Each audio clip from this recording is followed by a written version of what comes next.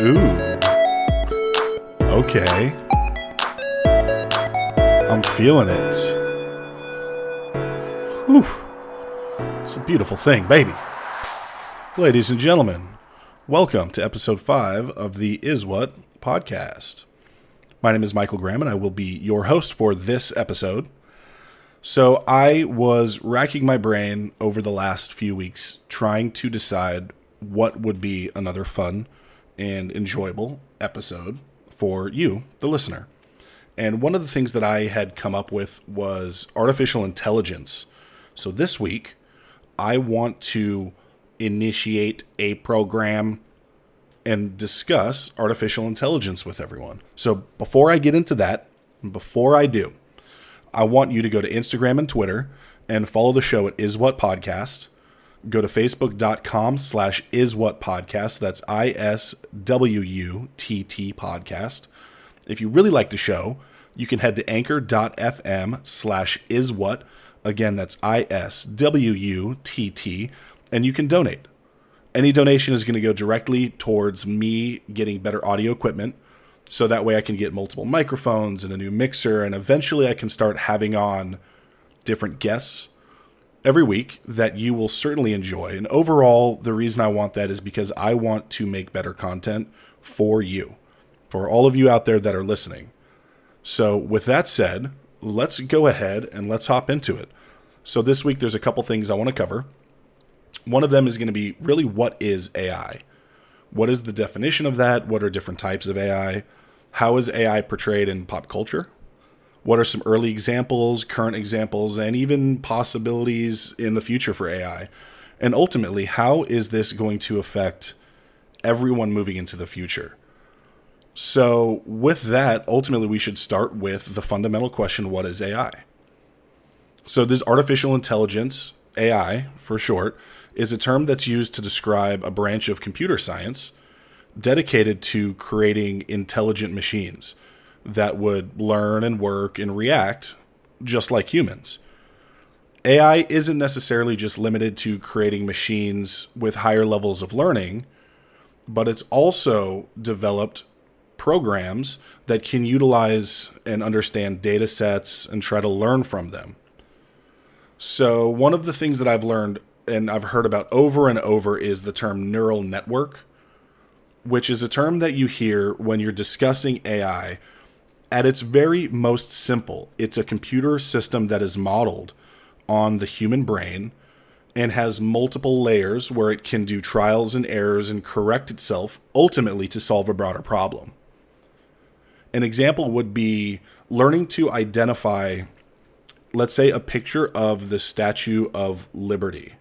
So if you were to take a picture of the Statue of Liberty and put it next to a picture of the Eiffel Tower or the Leaning Tower of Pisa, they don't necessarily look exactly the same. But if you show this neural network all three of those photos so they can compare and contrast, eventually you're going to have this neural network start to understand the differences between the pictures and how can this identify what is the Statue of Liberty. Looking at first, they all are tall and relatively thin, and they seem similar. But Statue of Liberty does hold a torch high up, while the Leaning Tower of Pisa does not. The Eiffel Tower has holes in between the support beams that hold it together, while the Statue of Liberty does not. So based on these differences in trial and error, the neural network can learn what is and is not something that it's programmed to identify, in this case, the Statue of Liberty. Another example would be looking at a picture of a dog versus a picture of a mouse. After all, they both have fur. They usually both have tails. They both have eyes, but a main difference would be a dog's paws are different than the claws of that mouse. So noticing the differences, this neural network can learn to identify what it's designed to identify. What's the difference between these two? And eventually, a picture of a dog versus a picture of a mouse can be easily identified by that neural network. So that is going to be one of the key things that if you do any type of research into AI, neural network is going to come up over and over and over. But that's just a very simplistic explanation of what that would be. Now, there are a few different types of AI, artificial intelligence, that I want to cover here just to set the groundwork. So that way we can move into a couple different topics. Some of them are actually pretty fun. I really enjoyed doing the research on those. The very first would be reactive intelligence. Now, reactive intelligence is the type of AI that can analyze certain inputs. It doesn't have the ability to form memories or use past experiences to base its current reactions to things. It reacts to a predefined set of parameters. So one example of reactive intelligence would be the Deep Blue chess computer that IBM had developed, which actually in 1997, the Deep Blue computer beat Garry Kasparov in a game of chess, who's a grand champion. So Deep Blue is designed to know every possible chess move on the chessboard and identify statistically what is the best possible move that can provide the best possible outcome. So that's reactive intelligence. The next would be limited memory intelligence. This type of AI tends to be a step up, if you will, from reactive intelligence AI, because it can use its memory and study past data, or data, depending how you want to say it, and make decisions based on those choices that it's made previously. So the most widespread example, and really the most famous example of limited memory intelligence, is a self-driving car. So these cars use sensors to call upon the previous memories and recognize things like traffic signals. When is there a pedestrian on the road? What are the usual traffic patterns in a certain area to certainly reduce and hopefully eliminate traffic collisions as a whole. While limited memory machines, they can adapt to changes in the moment by modifying its programming, they can't change the behavior that it's programmed to do at large. So, as mentioned, really the most famous would be a self-driving car. While it can in the moment make adjustments, maybe it be there's a quicker route possible to the destination. Maybe it has to make a right instead of a left to avoid work in the road. Maybe it has to make a really quick swerve to avoid a cat that ran outside the road. It can make those adjustments, but a self-driving car is not going to wake up tomorrow and say, I decide I want to go make coffee, and I'm going to become a coffee making machine, literally. That's really not how that works. It is still, the limited memory intelligence machines are still going to be captive to what they were programmed to do. The third type is called theory of mind AI. And so far, the examples that I've given, we've identified different machines that are intelligent to a certain degree. They can't really go above and beyond a set of values or programming that's given to them. But theory of mind AI is very different in the sense that it's designed to understand humans. It's designed to understand our emotions, our socializations. Theory of mind AIs are designed to interact with humans just as if another person would be interacting with us. They aren't just machines that can play chess. It's not just a car that can drive itself. It's steps further than that. While these types of computers are actively being developed from different companies all over the world, we haven't yet completed something that really is a finished product of that. So these types of AI, after all, the theory of mind AI, they have to be able to understand our emotions and fundamentally adapt to human behavior, which is really the next step that we have to take in the journey of AI to come to the fourth type of AI, self-aware artificial intelligence. Now, this is the type of AI that most of us think about when we think about AI. Self-aware AI is hyper-intelligent, it's a sentient computer, and it has its own consciousness. It really is the end of the line. It's the end-all, be-all of human-created artificial intelligence. It's, if you think about something that's being self-aware, it's the type of AI that can think, it can feel, it can learn, and it can form its own thoughts and opinions. It's basically, if you think about it, it's a superhuman with a cognitive ability that has access to the internet all the time and has an unlimited download speed and constantly any set of data historically throughout humanity that we have compiled, it would have access to. So think about that. 24/7 internet, unlimited internet speeds, can form its own opinions, can understand all different languages. That really is, as said, the end-all be-all of artificial intelligence. So when you think about self-aware AI, it also is something that poses quite a few moral or philosophical dilemmas and really can spark some really good debates.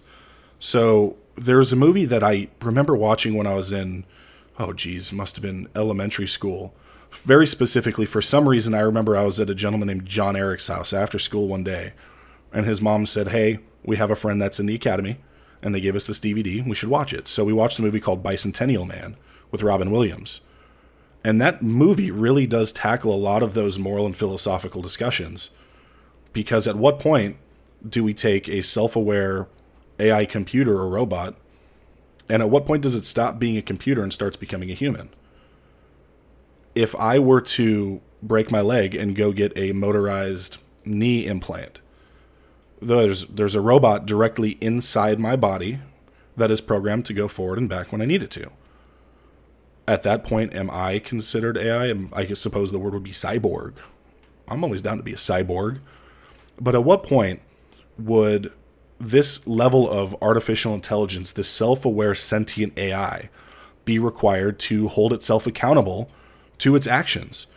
At what point is this self-aware AI susceptible to holding itself to our laws and can be punished by those laws, can be dictated by those laws? They always say the 3 laws of robotics are as follows. A robot must not injure a human being through action or inaction. It cannot injure or harm any humans, whether it be actively injuring or it could have done something to prevent someone from being injured. The second law is robots must obey orders given by humans unless that order conflicts with the very first law. So if I have a robot that is a sentient robot, I can't say, "Hey, go kill X, Y, and Z." That individual over there that is getting in the way of me getting a promotion at work. Because that, even though it might want to obey my orders, is directly conflicting with the first law. And the third law is a robot must protect its own existence as long as its protection does not conflict with the first 2 laws. So basically, robot, don't go stick your finger in the power outlet and fry your circuits. Protect yourself. Don't walk across the street without analyzing if there's cars coming or not. You don't want to get hurt. You want to stick around. So, those are some of the different types of AI. That's a really good groundwork, I think, to the broader discussion of artificial intelligence. So that way you can start thinking a little bit about what are the different types of AI? What do we currently have here on this world around you? What are you using every single day? And what type of AI are you encountering without maybe even noticing it sometimes? But with that said, we're going to come back shortly and we're going to cover a couple different types of AI and examples. I want to go into examples of AI in pop culture. I want to talk about some of the earliest examples of AI, some current examples of AI, and what AI might be leading into the future, and how that might adversely affect us, but also impact us in the positive. So we'll be back shortly. I'll say what's up to that. Ooh, hold on. Let me do this better. I'll say what's up to that. Robot voice. We'll be back.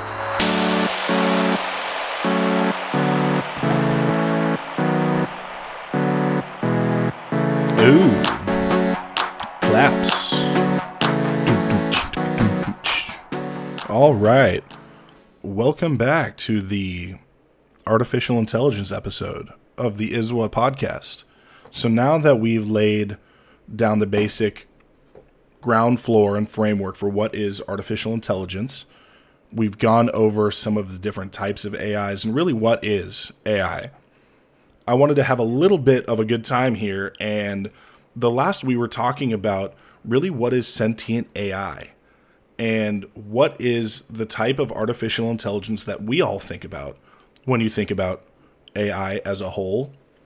And like I had said previously, it is very much going to be a sentient robot that can think and form its own emotions and learn and really coexist, hopefully, with humanity. I wanted to look into pop culture and look into some of the most notable examples of AI, of artificial intelligence, and really why we think about sentient AI and we think about this self-aware artificial intelligence when we initially think about AI. So I was able to go through some examples of pop culture and pull out some of my personal favorite forms of AI that are in pop culture. So the very first one that I think about is a show that I got hooked on Sunday nights after Game of Thrones would air. HBO did a brilliant job of getting people hooked on the next show, which is called Westworld. So in the show Westworld, there's this world that you can enter that essentially is the Old West, and you can do anything you want when you go in as a human, because those robots, or what they call hosts, they do follow those 3 laws where they can never actually hurt a human, whether it be through action or inaction. They can't obey an order to go kill someone else. As long as everything is working properly and things are not going haywire. So the hosts, these robots, initially start as limited memory intelligence, where the robots have a very predetermined sets of things that they can do, but they can also follow up with memories that they've recently had while they're in the park. But eventually these robots do break out of all of the preset programming and they evolve into this self-aware, sentient AI. Very interesting show if you want to go check that out. I got a kick out of it. The next that I think about is Skynet in Terminator, which is I'm a neural net processor, is how Arnold talks about it. So it's a neural net system, group mind, that decides ultimately humans are destructive and evil, and they must be, wait for it, terminated. Ah, man.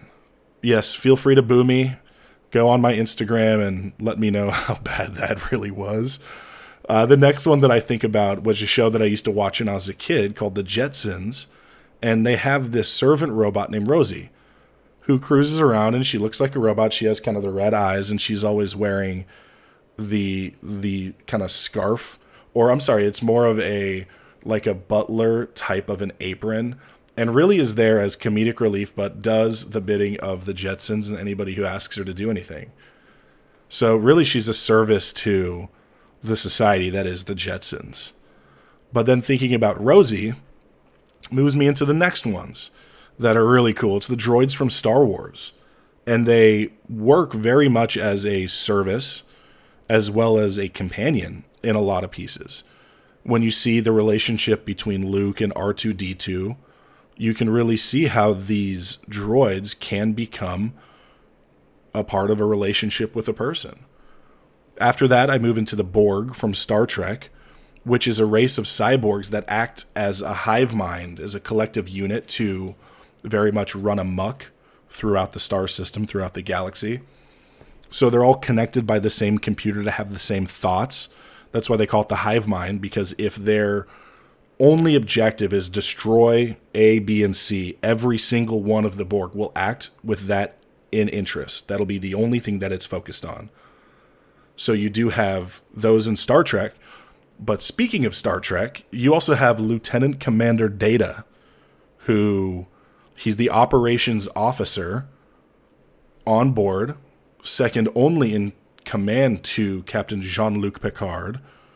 And he's clearly he's the operations officer because he is a self-aware AI and he operates for efficiency. But what's interesting about this character, Data, is he both exerts authority but also accepts authority and constantly strives for this self-improvement. Really, really good character that's built in to show you how, in the ideal world, can this self-aware AI integrate into a group of otherwise not computers, real people, or I guess in that case, people, humans, and aliens alike. After that, we have Kit from Knight Rider, which was so funny. Growing up, I would always watch episodes of Knight Rider on TV late at night, and I always think, oh, that voice is Mr. Feeney from a show, Boy Meets World, that I used to watch growing up. But it's a sentient AI car that helps solve crimes with David Hasselhoff and stop the bad guys, and always seems to be in the right place at the right time to say, hurry up, get in, we gotta go. So you have Kit from Knight Rider. Probably my favorite from this whole list, though, is this next one is Bender from Futurama. So Bender looks like a robot, but even though Bender looks like a robot, Bender has a range of emotions, right? Fear and anger. More often than not, it's lust and love and the desire and yearning to eat nachos and smoke cigars and drink booze. So that's Bender, but Bender is very much like Data from Star Trek, is seen as an equal member of society and is allowed to coexist with humans and aliens alike in this futuristic society. And then the final one that I pulled was Ultron from the Avengers movies and comics, developed by Dr. Henry Pym. Ultron ultimately turned against his creators and humanity as a whole and became one of the overarching villains from Marvel Avenger history. So those are all examples of AI when we think, what is AI? In pop culture, those demonstrate to us what AI is. All of those will be on their shows and movies designed to be interesting to people. If we were to use other types of AI, I cannot imagine it would be super enthralling and fun to watch a TV show about an arm that is picking up different types of blocks that are different sizes and sorting them. So of course, they're going to go towards the most interesting type that poses the most questions in self-aware AI. So that's where we see it. That's where we hope it can go. And early examples of AI, I have a list of a couple things here. Now, granted, I'm going to leave a lot off of this list, so please don't hate me, but there was too much for me to just list out.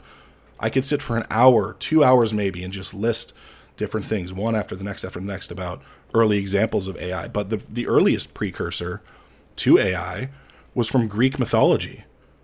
Quick plug, if you want to go back and listen to the episode of the ISWUTT podcast about how the Greek gods should be avoided at all costs, by all means, go back and listen to that, but only after you're done with this episode. So the earliest precursor of AI is Talos from Greek mythology, and Talos was an automated bronze construct robot that was designed to act as a guardian of the Isle of Crete. And as invading ships would come up, you would pick up these big boulders and throw them. And that was very much what Talos was designed to do, to stick within those parameters of what it was programmed for. So after years of optimism and thinking about what could be the next, really what are thinking machines, AI was first founded as an academic discipline in 1956. It was a workshop at Dartmouth College, and that's where the term artificial intelligence was coined by someone named John McCarthy. Pretty good name.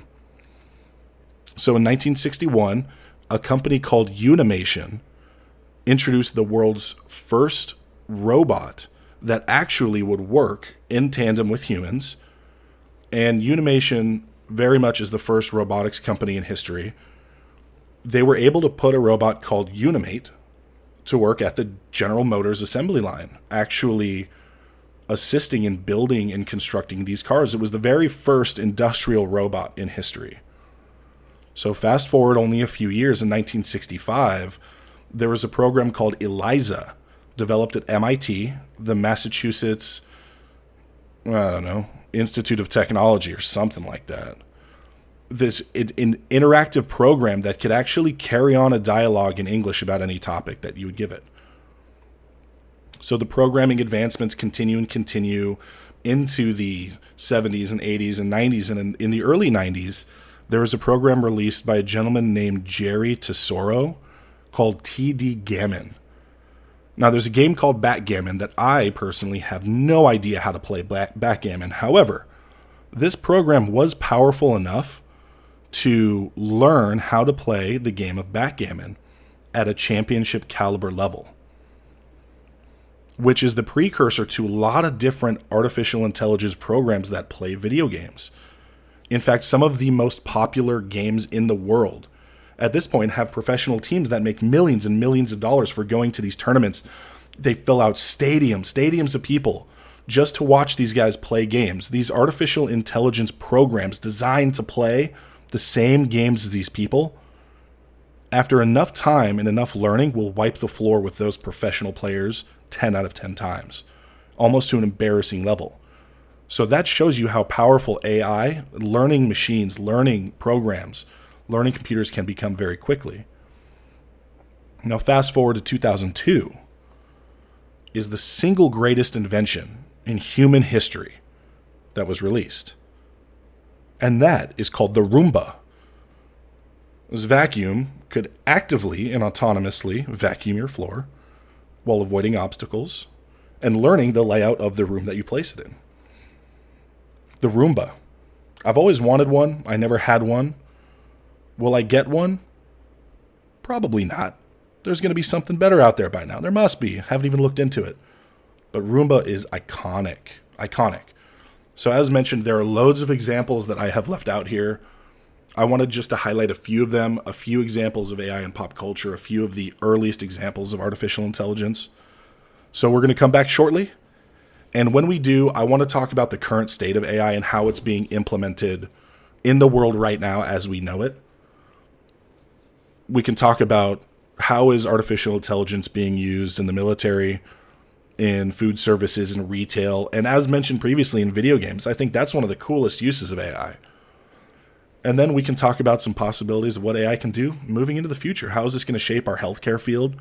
How is it going to assist in humans becoming better and smarter with these different research engines that can answer various questions for you? And can the future of AI really make art? Or is art something that's strictly humans? Is it strictly emotional? So when we come back, we're going to cover some of those things. Don't go anywhere. Should I do the robot voice again? I think so. I'll say, what's up to that? We'll be back. Robot voice.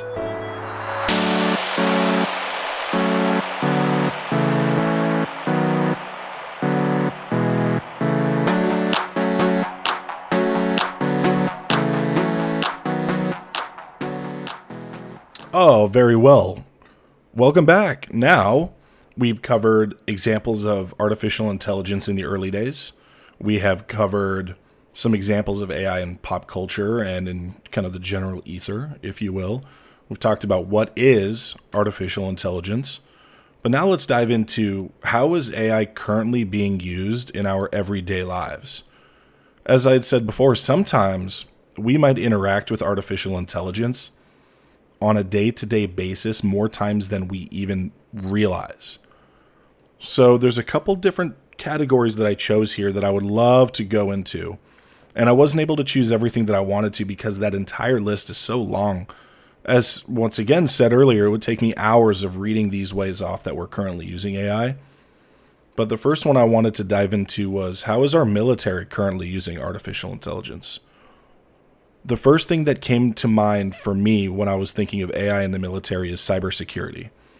Now, the militaries all over the world are always vulnerable to cyber attacks, and those cyber attacks can leak classified information and ultimately put lives at risk if certain documents and certain information is leaked out or gets into the wrong hands. Military cybersecurity systems that are equipped with AI, they can find weaknesses and they can patch out those weaknesses before the cyber attacks can even occur when it comes to who can and cannot access certain information. So these AI-equipped systems can protect all of these networks autonomously from any unauthorized accesses, people that are trying to get information and dive into all of these files that aren't supposed to be there. The next, I think about artificial intelligence in the military when it comes to logistics and transportation, because artificial intelligence can build, really the most effective and efficient ways to transport military ammunitions, armaments, and most importantly, the troops all throughout the world in a very quick and efficient, orderly manner. And these AI programs can lower the overall costs of transport, and they can reduce the operational efforts by the people that are in charge of physically transporting these goods to and from. Recently, the U.S. military partnered with IBM and decided to use their Watson artificial intelligence platform to help pre-identify component failures on combat vehicles. Very well, that could save lives. When it comes to target recognition, AI programs are being developed to assist with accuracy of target recognition in all type of environments, especially combat environments.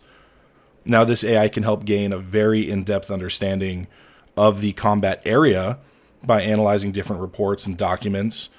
And there are systems that are even used for probability-based forecasts on enemy behaviors. They can look at changes in weather, environmental conditions, and identify vulnerabilities to fleets and potential bottlenecks when it comes to actually getting these fleets moving through certain areas. When it comes to military medical, artificial intelligence is going to be huge. What about if they needed a surgeon in the field and they didn't have someone to be out there and they had a robot that could do one of many in-the-moment life-saving type surgeries? Another would be combat simulations and training. This artificial intelligence can get our troops ready by providing simulations with behaviors of known enemies and known tactics, and it can prepare our troops for the real thing. So once they're actually in the field, in the moment, with someone who is yards away from them, they can be trained, and it can help save lives of these people that are involved in the military, that are on the front lines. Another is food services. So one of the things that I do remember McDonald's always had said that they have to choose very specific potatoes, because the way that they want their golden French fries to be popping out the top of that red sleeve. So McDonald's uses AI, helping identify which potatoes are going to meet their requirements for lengths to make French fries, so they can have that incredibly identifiable red sleeve with those golden French fries sticking right out top. But it also will help them identify which potatoes they should use for tater tots, or which potatoes should be used for potato chips, what pickles they should use. All of these things, AI can help them by looking at not only the longevity of how long is this product, this specific product, going to be good for, but also which are the ones that meet their standards to go in their meals. So growing better food with artificial intelligence is also something that is going to lead to minimal waste. So you have artificial intelligence programs that can monitor the UV light that is going on to these crops.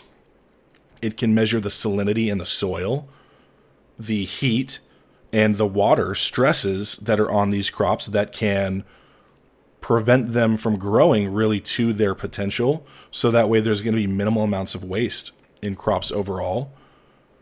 Artificial intelligence is already being used with coffee machines that are used to make drinks. One of the things that I think about all the time is, look, I understand fully you might want to go to your coffee shop because your barista can make your triple upside down macchiato with a little bit of honey and this and that and the other just so perfectly, and that person knows exactly what you want. And every single time you go, they make it wonderfully. But really, in order to get it that perfect and to know that that's exactly how you wanted it, how many times did you have to send that back? 2, 3, 4 times. And that's an initial send back. And now what happens if that person quits? Then you're going to have to do it again and again and again. What would happen if there was a coffee house that had nothing but artificial intelligence machines making every single one of your drinks, and you could go so specific when you're placing your order online on the app? Maybe you want a quarter pump of this, half a pump of that, a third pump of this. You want it blended for this long.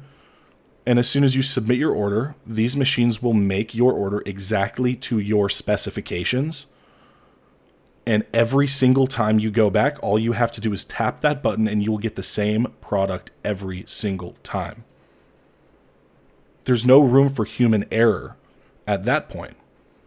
There are even AI machines that can make ya burgers with a 0% chance of error. Look, we've all been there. It's lunchtime. You're hungry.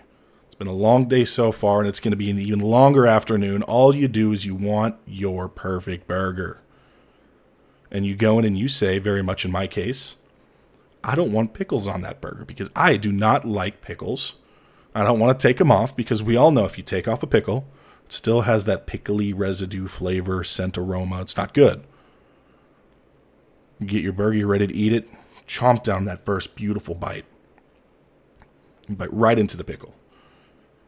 If you have an artificial intelligence machine that's making your burgers, when you put in your order, there is a 0% chance of error. The machine that is making your sandwich in this case is not going to be overwhelmed by so many orders and have that moment for human error where they accidentally slid on that one slice of pickle. It'll ruin your day. Pickles will. It's true. Food services. The future will be wild.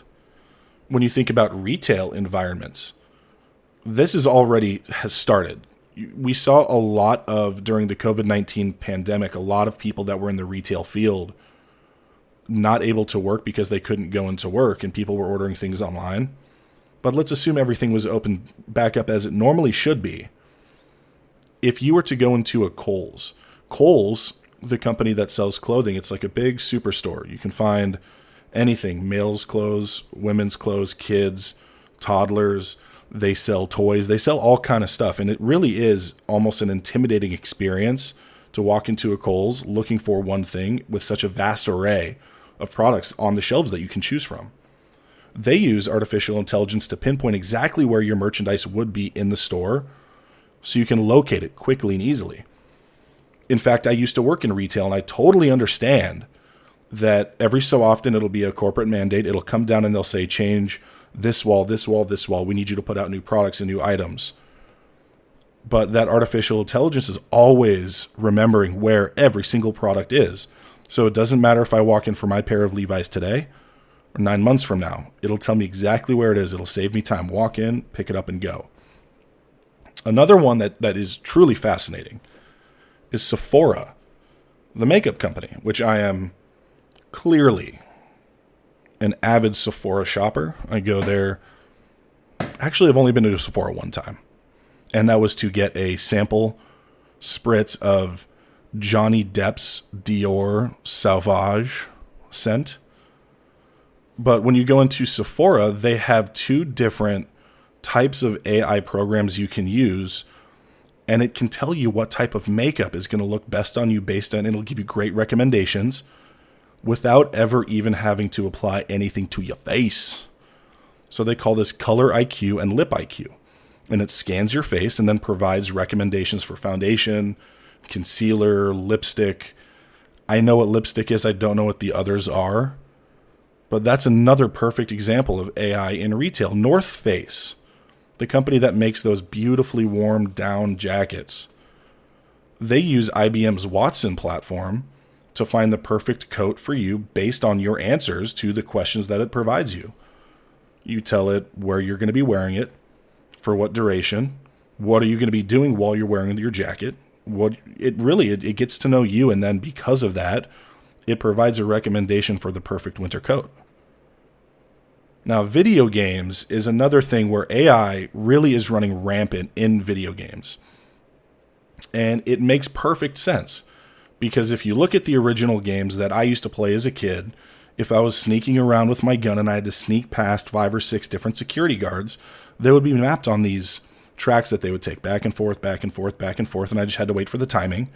As soon as the bad guy is all the way on the other side, then I can sneak past. But with the enemies in these games, they're starting to learn what your tendencies are, so you have to always have an ever-evolving style of play. But really, the most impressive for me is it's called Forza's Drivatar engine. And it can record your driving style when you play the game. So it can learn everything about how I play Forza. What are my strengths? What are my weaknesses? What are little quirks and little things that I like to do while I'm racing around the track? And after I play enough, it is going to learn my play style. So when I go to play Forza, just me against computer simulation, so 1v CPU. and multiple CPUs at that, it will actually import styles of play from other people who actually play the game. So it would be as if I was in an actual race with 50 other cars. It's not just a computer simulation. It is based directly on how other players play, and it uploads all of that into the Microsoft cloud and then drops it right into the game. However, in 2019, and this is of note, I had mentioned this a little bit earlier. I want to dive a little bit more into this really quick. In 2019, there was an AI platform called OpenAI 5. And for the first time in video game history, a reigning world champion was beaten by artificial intelligence. So in this specific scenario, the game was called Dota 2, and the world champ was a group called OG, a gamer team called OG. And they had set everything up. We're going to play best of 3. Whoever wins really is the world champion. OpenAI 5 dominated OG, winning back-to-back matches it wasn't close. It was as if those pros in OG were playing someone like me who has under 30 minutes of Dota 2 playtime. And it showed how AI can learn so quickly to beat these professionals, these world-class top-tier players. And they said that through simulations before OpenAI 5 even started playing against the OG squad, it had simulated 45,000 years worth of game time to learn what strategies do work, what strategies don't work. How can they, in the most efficient and quick way, win the match? Absolutely wild. So these are all examples of how artificial intelligence is being used in our every single day life. And a vast majority of the time, we don't know. It's not something that we sit around and look into and say, oh, look at that example of AI, but it's being used actively. And I think at this point, it's so ingrained into what it's like to live in our current day and age that we don't even think about it. If they got rid of all AI tomorrow, the world would be a very, very different place. So thinking about some of the possibilities for future AI and what that could be, one example in healthcare that really stood out to me was something in ophthalmology called diabetic retinopathy. And that diabetic retinopathy is currently the fastest growing cause of blindness in the world. There's over 400 million people in the world today that are at risk. That number is staggering. That is essentially saying take everybody in the United States of America right now plus another 40, 50 million people and put everybody at risk. And when you look at how an ophthalmologist looks at the scan of your eyes to tell who is and is not a cause for concern, they only agree with one another. If we took the same picture of an eyeball and showed it to 2 ophthalmologists back to back, they would only agree with each other on the level of severity 60% of the time. It's very much up to an interpretation. How much cause for concern really are those dark spots that we see here, here, and here? But with AI, Google's released a screening system that is much more efficient and can detect irregularities with a higher accuracy rate than that of a trained ophthalmologist. And in healthcare, over 61% of pharmaceutical companies are currently investing incredibly heavy sums into new groundbreaking AI that's going to help them manufacture new drugs, create new treatments, deal and tackle with new and emerging diseases that come out on the scene. That's just healthcare. Think about what AI's implementation and implications are going to be when it comes to search engines. Right now, we have AI search engines. We have Google. We have GoDaddy. We have Ask Jeeves, right? So what are those all doing? It's when you type in an inquiry, it'll give you back results. But think about next level search engines and research engines. So what if I were to upload a picture in the search engine, say which of these images below show symptoms of that diabetic retinopathy? And that AI engine can look and say, based on these signs, this eye has more severe needs to pay attention to. what if I watch a YouTube video from someone in Germany and I cannot fully understand them, but I really want to know what they're saying, and I upload this video and say, describe this German spoken video to me in English? What if I say, find me documents that are related to, I don't know, since we're talking about it, related to robotic learning. And I want you to find 50 different documents and summarize all of them in Cantonese. Those are things that we very much could be seeing in the near future from AI.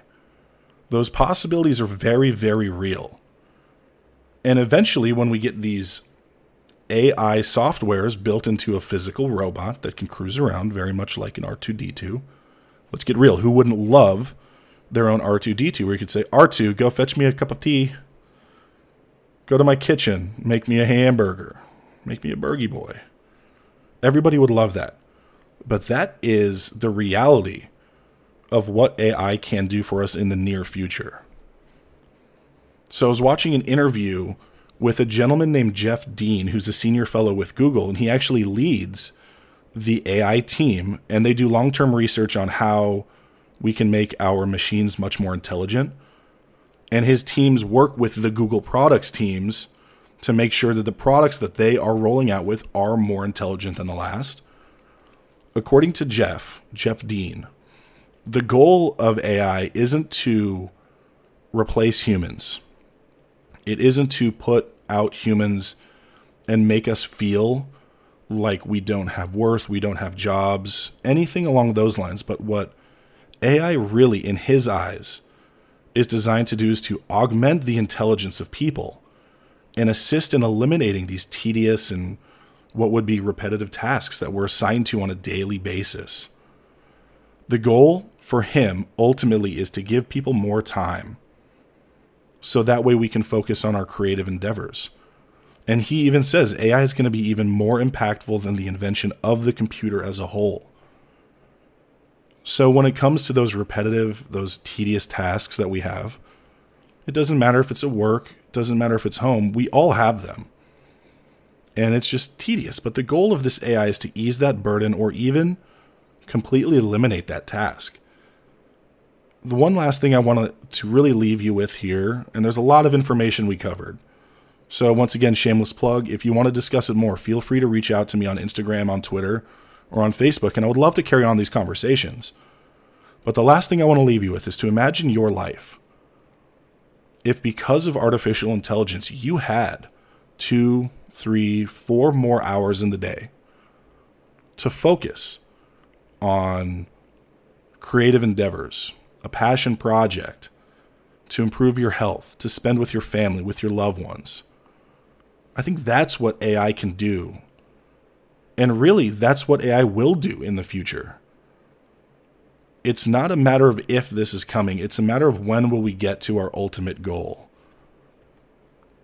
With that being said, I think that's about it. I think it's time for one more robot voice, and then we'll call it a night. Thank you for joining me on the ISWUTT podcast. Once again, my name is Michael Graham. It's been a pleasure. Whew. I'll say what's up to that.